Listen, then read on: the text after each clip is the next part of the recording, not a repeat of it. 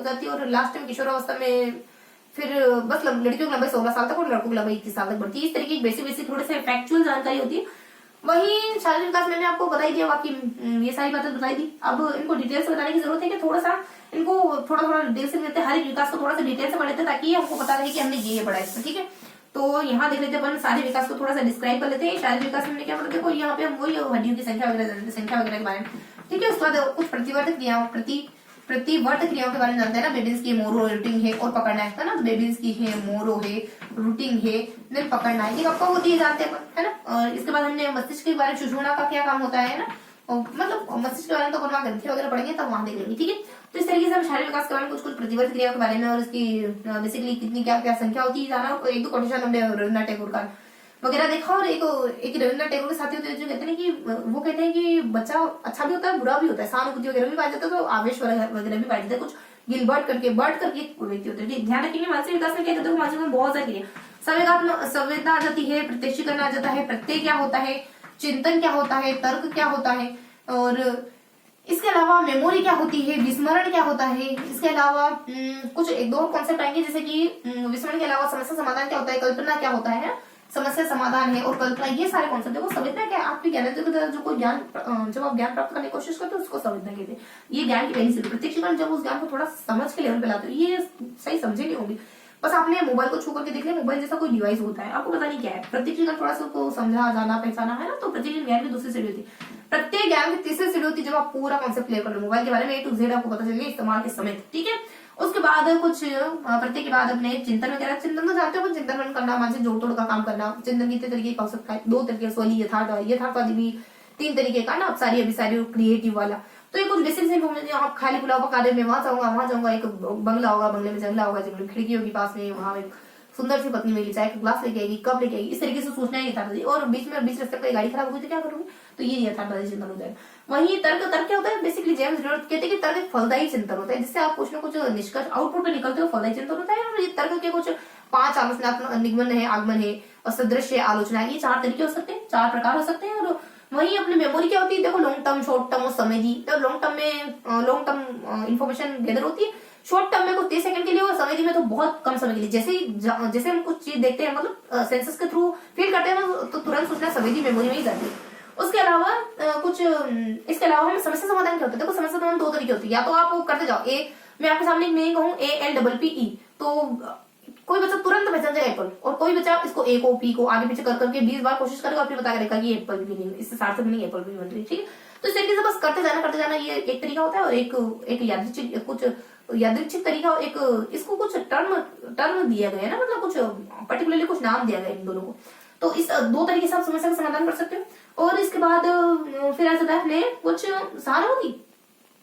समस्या के बाद कल्पना, देखो कल्पना भी 2 तरीके की हो सकती है। कल्पना में बेसिकली देखो क्या होता है, कल्पना आपकी जो मानसिक पुराने अनुभव है ना, उनको वापस से आपके सामने लाकर खड़ा कर देना, ये कल्पना। देखो कल्पना भी उत्पादक, पुनरुत्पादक, इस तरीके से बांटते कल्पना को भी। और कुछ बेसिकली ये 2 तरीके में अभी ध्यान करवा रही ना, कुछ 1-2 प्रकार होते कल्पना के। इसके बाद सहानुभूति क्या होती है, दूसरों के भावों में हम में अभिव्यक्ति, ये 2 तरीके होते हैं, क्रिएटिव नेगेटिव, बहुत ज्यादा कुछ नहीं। क्रिएटिव एक्टिव मतलब निष्क्रिय और सक्रिय। निष्क्रिय क्या होती है, हाय बेचारा भूखा, खाना नहीं दे रहे, खुद ठूस जा रहे, लेकिन है ना सामने वाले को दे रहे। और कुछ सक्रिय वो होती है कि खुद के पास एक ही, लेकिन आधा दूसरे को दे दोगे अगर कोई भूखा, इसको कहते हैं सक्रिय स्वाद। अब थोड़ा सा जानेंगे अपन शारीरिक मानसिक जीवन। देखो यहाँ पे भाषा विकास के बारे में जाने थे, तो भाषा विकास में हम 10 माह में पहला शब्द बोलते, ज्यादा कुछ नहीं यहाँ पे। और नमस्ते वगैरह कब सीखते, 4 महीने सीखते हैं। भाषा और चिंतन में क्या संबंध होता है जानते हो, भाषा और चिंतन में क्या संबंध होता है, तो भाषा चिंतन के लिए 4, बस थोड़ा सा अपन तो बस 5 मिनट देखें। भाषा चिंतन में क्या संबंध होता है, कोई कहता है कि चिंतन बहुत ज्यादा वैल्यूएबल है, कोई कहता है भाषा बहुत ज्यादा वैल्यूएबल है, कोई कहता है दोनों साथ वायु। देखो किसने कहा, बताओ। ये पियाज ने कहा कि चिंतन बहुत ज्यादा वैल्यूएबल, ब्रूनो ने कहा नहीं भाषा बहुत ज्यादा इंपॉर्टेंट, तो ये कहते हैं कि दोनों साथ मिलती है, वायु उसके मुद्दे के द्वारा आता है। इसके बाद एक स्किनर कहते थे कि नहीं, जैसे भाषा का इस्तेमाल करते हो वैसे ही सोचने लग जाते हो, तो ये वाइगोत्स्की, ये कौन आ जाता है, स्किनर महोदय आ जाते हैं। तो इस तरीके से चिंतन और भाषा में संबंध देखा जाता है। देखो भाषा के रूपिम स्वप्निल किसको कहते हैं, रूपिम भाषा की सार्थक इकाई होती है, स्वप्निल भाषा की सिर्फ मतलब ध्वनि की इकाई होती है। इस तरीके से थोड़ा ध्यान रखिए। तो बेसिक बातें मैंने बता दी आपको। अब देखो ग्रामीण विकास के बारे में क्या जानना है, ग्रामीण विकास में कुछ खास बातें हैं नहीं जानने के लिए। देखो जो ट्राईसाइक्लिंग, बाइसिकल, तैरना, कूदना, कब सीखते हो, ये सब बताया जाता है। आप 4 महीने, देखो 4 महीने क्या सीखते हो, 8 माह में क्या सीखते हो, 4 साल में है ना, 4 साल में है, देन 8 माह में, और देन 2 साल में आप क्या कर सकते हो। इस तरीके से बहुत ज्यादा महीने गिवन है, इस वजह से मैं आपको थोड़ा सा वर्बली बता देती हूँ कि इसमें ना आप तैरना 8 साल के दरमियान सीख जाते हो, और नाचना करना 8 साल के दरमियान सीख जाते हो, ट्राई साइकिलिंग, बाई साइकिलिंग, है ना, ये सब 2-3 साल के काम है सारे। और कुछ खाना पीना करना, खुद का काम कर लेना कि आप 4 साल तक सीखते हो ना। उसके बाद कुछ 8 माह में आप खुद का, मतलब 8 माह में सीखते हो एक्चुअली खाना पीना करना, और 4 माह में स्कूल वगैरह जाने लग जाते हो, 5 साल में लिखना वगैरह सीख जाते हो। इससे पहला मतलब रेखा वगैरह खींचने लग जाते हो 4 महीने में होते होते, और 4 साल का होता आ जाते आप। इसके अलावा कुछ देखो 1-2 दिन शुरू से 1 महीने से लेकर 10 महीने तक महीने करना, मैं आपको काम बता रही हूँ। ठोड़ी ऊपर करना है, देन छाती है, देन हाथ का इस्तेमाल करना है, देन बैठना है, देन गोद में बैठना है पहले, फिर बैठना आ जाता है, देन सहारा लेकर खड़ा होना, ये कंटिन्यूअस महीने करना, ठीक है। सहारा लेकर खड़ा होना, फिर कुछ घुटनों के बल चलना, है ना, मतलब 4 पाई के सहारे खड़े होना, फिर घुटनों के बल चलना, इस तरीके से ध्यान रखोगे। इसके अलावा फिर कुछ 2 से जो 6 महीने काउंट कर लेना, और काम बता रही हूँ आपको, जैसे कि यहाँ आ जाएगा कि आप हाथों का कुछ ऐसे काम होते हैं, हाथों का इस्तेमाल करना, वस्तुओं को पकड़ना, और लिखना सीख जाना 5 साल में, है ना, और सिर ऊपर उठाना 2 माह में। तो ये बहुत ज्यादा कुछ फैक्चुअल जानकारी होती है गामा विकास में, ये हमने जाना। अब गामा विकास से भाषा विकास से नैतिक विकास का देखो, नैतिक विकास के सिद्धांत होते हैं। नैतिक विकास के सिद्धांत में हम क्या क्या देख लेते हैं, ये बेसिकली बस 2-5 मिनट पढ़ते हैं, देन फिनिश करते हैं, ओके।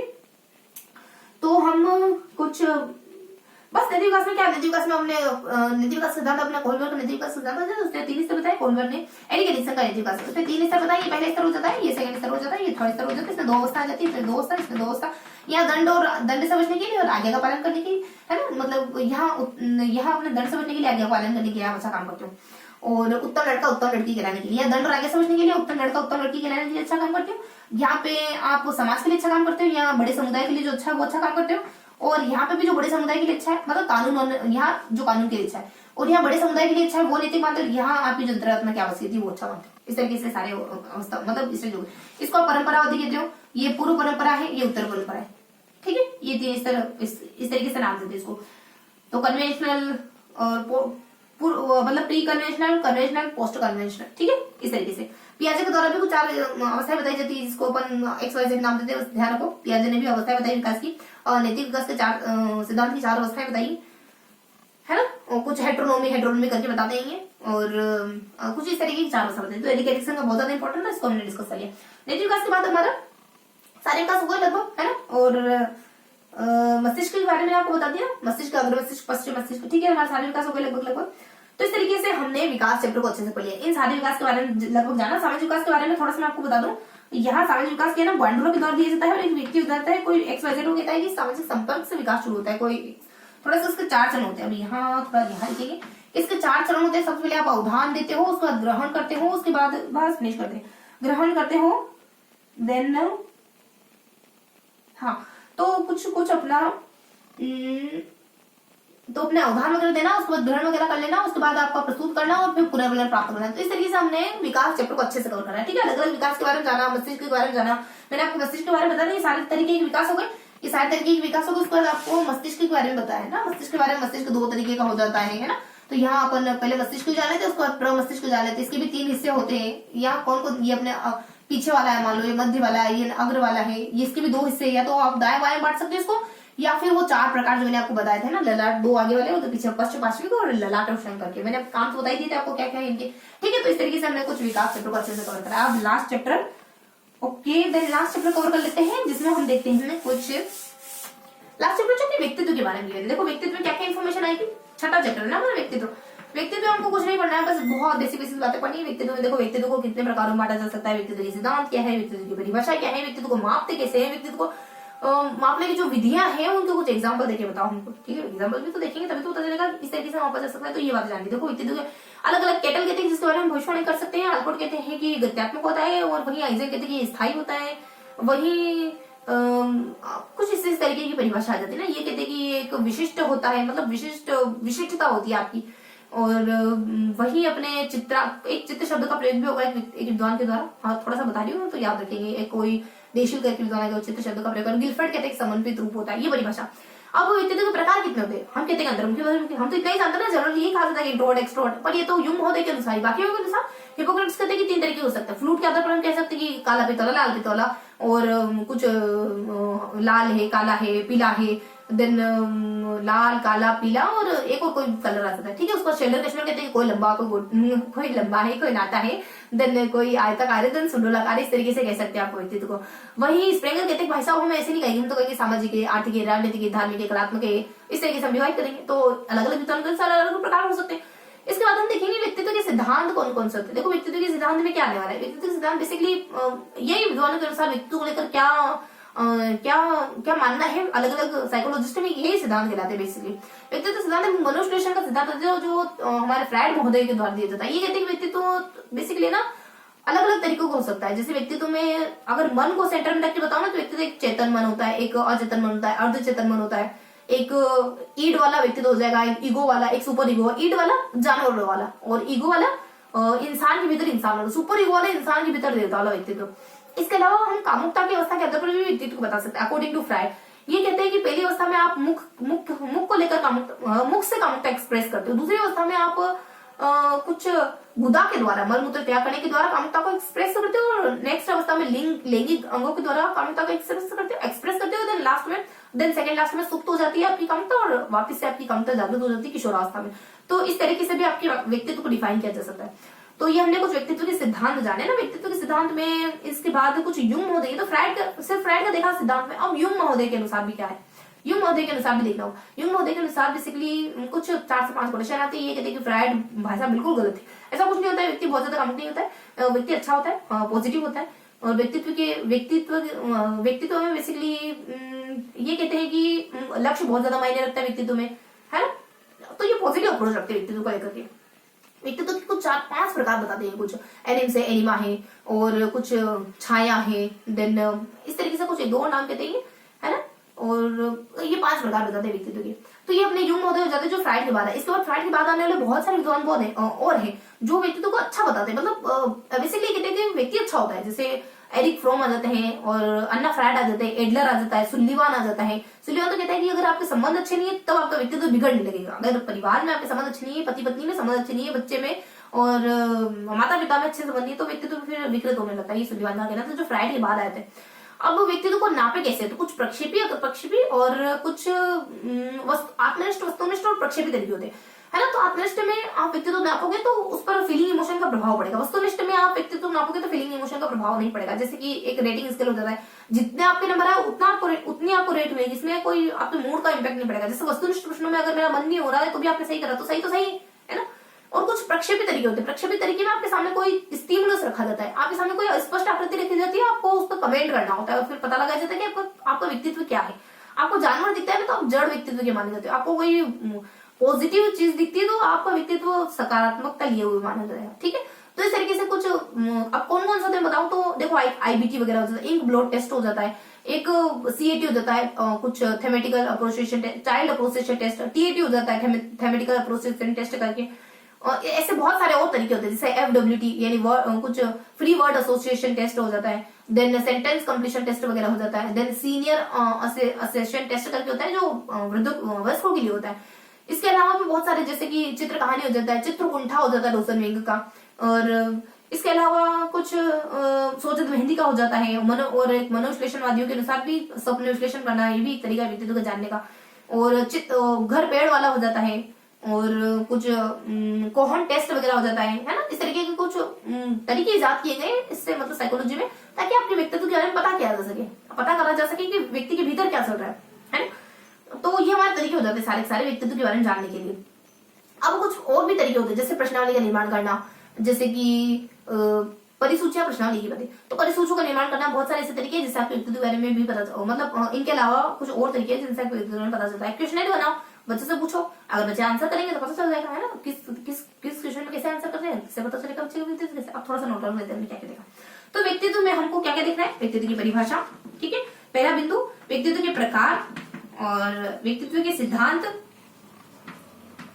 इसके बाद व्यक्तित्व को नापने की विधियों में बेसिकली आत्मनिष्ठ, वस्तुनिष्ठ, ये बहुत छोटी सी विधियां, और प्रक्षेपी, ठीक है। चलो एक ही में देख लिया हमने, ये देखेंगे, मतलब ये विधियां। फिर कुछ कुछ वीडियो में हम इन वीडियो को थोड़ा सा डिस्कस करेंगे, ठीक है। वीडियो में हम कुछ कुछ वीडियो को जैसे आईबीटी को डिस्कस करेंगे, जैसे कि हम टीएटी को डिस्कस करेंगे, जैसे कि हम सीएटी को डिस्कस करेंगे। बाकी फ्री वर्ड वो तो बहुत इजी से नाम भर लेंगे उनके, तो ठीक है। और कुछ कुछ इस तरीके से पढ़ने वाले। देखो आप थोड़ा सा इनको एक एक बिंदु को थोड़ा सा डिस्कस कर लेते हैं, देन फिनिश करते हैं, ओके। अब वो ज्यादा नहीं, देखो यहाँ केटल महोदय ने क्या कहा था, मैंने आपको परिभाषा की जो, देखो अब थोड़ा सा इसी में देख लो। केटल महोदय ने व्यक्तित्व की परिभाषा क्या थी, जो जिसके बारे में भविष्यवाणी की जा सके। और टल से ध्यान रखोगे, इसकी भविष्यवाणी कभी टलती नहीं, किसकी यानी टलती नहीं है, तो केटल से टल ध्यान रखोगे। वहीं एयरपोर्ट के द्वारा मान लो एयरपोर्ट पे गति करते करते दौड़ते हुए गए ना, तो गत्यात्मक कहेंगे। वहीं एक आइजेक आई यानी आपकी आंखों के स्थायी चश्मा, तो स्थायी कहते हैं। और वहीं अपने गिलफोर्ड यानी आपकी गर्लफ्रेंड, दोनों एक्स और प्रेजेंट गर्लफ्रेंड मिल जाती तो समन्वित रूप कहते हैं। प्रकार कितने होते मैंने आपको बताया, अंतर्मुखी युग्म महोदय, अंतर्मुखी बहिर्मुखी और उभयमुखी युग्म महोदय के द्वारा कहा जाता है। और कुछ हिपोक्रेट्स आते हैं तो उसके द्वारा काला पिता, लाल पिता, हरा पिता, हरा तो नहीं काला पीला और इस तरीके से कहा जाता है। और कुछ काला है, पीला है, और देन काला है, पीला है, लाल है, और एक और कोई देश आता है। इसके बाद क्रेशमर आते हैं और शेल्डन आते हैं। ये कहते हैं कि गोल है, लंबा है, मोटा है, सुडोल है, इस तरीके से कहते हैं क्रेशमर और शेल्डन। इनके बाद डिस्कस अपने डिटेल से डिस्कस पहले कर चुके हैं। इसके बाद कुछ हमारे एक महोदय आ जाते हैं स्प्रेंगर करके, ये कहते हैं कि समाजवादी है, धार्मिक है, आर्थिक है, राजनीतिक है, कलात्मक, सौंदर्यात्मक, ये इस तरीके के व्यक्तित्व हो सकते हैं, ठीक है। उसके बाद सिद्धांत आ जाते हैं अपने। मनोविश्लेषण का सिद्धांत बहुत ज्यादा फेमस है। मनोविश्लेषण का सिद्धांत वही अपने फ्राइड के द्वारा कहा जाता है, ईड ईगो, सुपर ईगो, चेतन मन, अचेतन मन। और इसके अलावा कुछ मुख से कामुकता फील करोगे, और कुछ गुदा से करोगे, फिर लैंगिक अंगों से करोगे, फिर सुप्त हो जाएगी, फिर लैंगिक अंगों से करोगे। तो मनोविश्लेषण का सिद्धांत है हमारे। उसके बाद युंग महोदय का कुछ युंग भी इसके बारे में बातचीत करते हैं, मतलब उस पर फ्राइड के बाद वाले सिद्धांतों के बारे में बात करेंगे। पश्च फ्राइडवादी अपन जिसको कहेंगे, पश्च फ्राइडवादी मैंने बताया ना, पश्च बहुत अच्छे से सिलेबस में क्या कहा था, युंग नहीं याद। अच्छा होता है इंसान के व्यक्तित्व का आधार प्रेम होता है, इस तरीके से कहते हैं ये बात वाले। तो बहुत ही पॉजिटिव अप्रोच रखी थी इन्होंने। वही अपने विधियां देखो, एक आत्मनिष्ठ होती, वस्तुनिष्ठ होती। देखो आत्मनिष्ठ क्या होगा, आपसे मान लो प्रश्न पूछेंगे, आप छुपा लोगे। आपका मान लो आत्मनिष्ठ में वो विधि है जिस पर आपकी फीलिंग इमोशन हो रहा पड़ता है। वस्तुनिष्ठ में नहीं पड़ता, जैसे कि आपके एक शरीर परीक्षण करके हो जाएगा, रेटिंग स्केल करके हो जाएगा, और कुछ हाँ इस तरीके की विधियां आती है। एक दो नाम ध्यान रखेंगे, प्रश्न विधियां थोड़ी ज्यादा देखेंगे। देखो टीईटी क्या होता है, टीईटी में थेमेटिकल अप्रोच 1948 में बना था, सीईटी 1945 में बना था। ये बड़े बच्चों के लिए था और ये छोटे बच्चों के लिए था। और इसमें क्या बेसिकली ये उमा करके विद्वान होता है, उमा करके एक अर्नेस्ट क्रिस होता है यहाँ पे जो इसका अनुकूलन करता है। और यहाँ पे एक उमा चौधरी करके एक महिला होती है जो इसका भारतीय अनुकूलन करती है। ये इसमें अगर आपको 0.91 नंबर मिले, मतलब अच्छे नंबर माने जाएंगे आपके। और बेसिकली इसमें 30 कार्ड होते हैं, 30 प्लस 1 31 कार्ड होते हैं। लास्ट में कार्ड दिया जाता है लिखने के लिए, तो सब कुछ दिखा दिया। अब आपको क्या लग रहा है, वो उसके आधार पर आपको लिखना होता है, जो भी आपको दिखा उसके आधार पर लिखना होता है आपको। 10 में बटा होता है, 10 लड़कों के लिए, 10 लड़कों के लिए, है ना, मतलब आदमी के लिए, पुरुषों के लिए। और 10 ऐसे ही कुछ कार्ड होते हैं, है ना, और मेल के लिए, फीमेल के लिए 10, चलो 10 की कैटेगरी बड़े होते हैं, ध्यान रखो 10 इस तरीके से कार्ड होते हैं। हर एक व्यक्ति को कुछ 20 कार्ड दिए जाते हैं, 19 प्लस 1 लास्ट में लिखने के लिए दिए जाता है, ठीक है। और 10 कार्ड दोनों के लिए होते हैं, 10 आदमी के लिए, 10 पुरुषों के लिए, 10 दोनों के लिए होते हैं, ध्यान रखेंगे। और क्या इन्फॉर्मेशन हो जाती है। वही देखो इससे क्या क्या नापा जाता है, आपकी अभिरुचि, आपकी रुचि को, आपकी मानसिक विकृति को नापा जा सकता है। और इससे वही बच्चे की अभिरुचि और बच्चे की अभिरुचि वगैरह, योग्यता वगैरह, उपलब्धि वगैरह सबको नापा जाता है। और ये अपना सीएटी और टीएटी। अच्छा ये सीएटी और टीएटी की बात करें थे, ठीक है। अब IBT ink blood test Hermann Rorschach ने दिया था। इसमें शाही के धब्बे वगैरह बने रहते हैं जिसको देख करके हमको रिएक्ट करना होता है। Ink blood test basically Morgan Murray के द्वारा मनाया गया था, और हरमन रोशा के द्वारा, मार्गन मूरे के द्वारा ये बनाया जाता है। और ये इसका भारतीय अनुकूलन करने वाले एक प्रभु करके एक व्यक्ति होते हैं जिन्होंने इसका भारतीय अनुकूलन किया था, ठीक है। ये ब्लड टेस्ट के बारे में होता है। तो इस तरीके से मैंने आपको आईबीटी, सीएटी और टीएटी दोनों के बारे में बता दिया। फ्री वर्ड एसोसिएशन टेस्ट ध्यान रखेंगे, इसके अलावा नाम लिख देती हूँ, बस फिनिश करते हैं ना। एक तो फ्री वर्ड एसोसिएशन टेस्ट भी है, उसके बाद एससीटीबी सेंटेंस कंप्लीशन टेस्ट भी। आपके पिता डैश बहुत खतरनाक है, बहुत डांटते हैं जब नंबर अच्छे नहीं आते। और सीएटी यानी कुछ सीनियर एसोसिएशन टेस्ट करके भी होता है। इसके अलावा कुछ सीएटी, टीएटी, तो इस तरीके के कुछ मेथड होते हैं, जैसे आपको चित्रकुंठा परीक्षण रोजरविंग का है ना, तो चित्रकुंठा परीक्षण है। बहुत सारे परीक्षण होते हैं जो मैंने आपको वर्बली भी बोल के बताए थे, ठीक है। और तो ये तो हमारे कुछ अप्रक्षेपित तरीके हैं, मतलब जिसमें आपको कुछ स्टिमुलस दिया जाता है। प्रश्न वाली परिसूचिका होती है, एक परिसूची हमारे वुडवर्ड के द्वारा। तो मतलब आपको एक क्वेश्चन का फॉर्मेट दिया जाता है, ठीक है। क्वेश्चन का फॉर्मेट दिया जाता है और आपको क्वेश्चन को आंसर करना होता है, आपके व्यक्तिक्रम पता लगता है। तो वुडवर्ड में ऐसा सबसे पहले 1918 के दरमियान जो विश्व चल रहा था, तो 116 प्रश्न की सूची बनाई थी। तो इस तरीके से हमने व्यक्तित्व के बारे में जान लिया, ठीक है। तो ये था हमारा आज का पूरा सेशन व्यक्तित्व के बारे में, इनफ है, ठीक है, इनफ, इतना सब कुछ है ना। तो इस वाले सेशन में हमने क्या क्या जाना। इस वाले सेशन में हमने फर्स्टली देखा कि शिक्षा मनोरंजन का अर्थ क्षेत्र उपयोगिता, और सेकंड हमने देखा कि अधिगम्य मनोरंजन का क्या महत्व होता है। देन हमने जाना अधिगम के बारे में, अधिगम के बारे में डिटेल से पढ़ा है। ओके, अधिगम के, हाँ अधिगम के मैंने आपको ना अधिगम के सिद्धांत बताए, अधिगम ये अधिगम के कुछ सिद्धांत एक्चुअली अधिगम की गुण और प्रमुख नियम। ठीक है, चलो कोई दिक्कत नहीं। गुण और प्रमुख नियम, ध्यान रखेंगे तत्परता का, अभ्यास का, संतोष का, ये प्रमुख नियम होते हैं। ओके, देन फिर हमने अभिप्रेरणा को अच्छे से डिस्कस किया, फिर हमने विकास को अच्छे से डिस्कस किया और लास्ट में हमने व्यक्तित्व को अच्छे से डिस्कस किया। तो ये था हमारा आज का पूरा सेशन, जिसमें हमने इन 6 चैप्टर को मोटा मोटी जानने की कोशिश करी, सारे उन बिंदुओं को कवर करने की कोशिश करी जो इस बुक में गिवन है। ओके, तो आई होप ये सेशन आपकी मदद करेगा। अगर आपको पीडीएफ चाहिए तो आप टेलीग्राम ग्रुप ज्वाइन कर सकते हो। ओके, तो फिर मिलेंगे ऐसे किसी अगले सेशन में।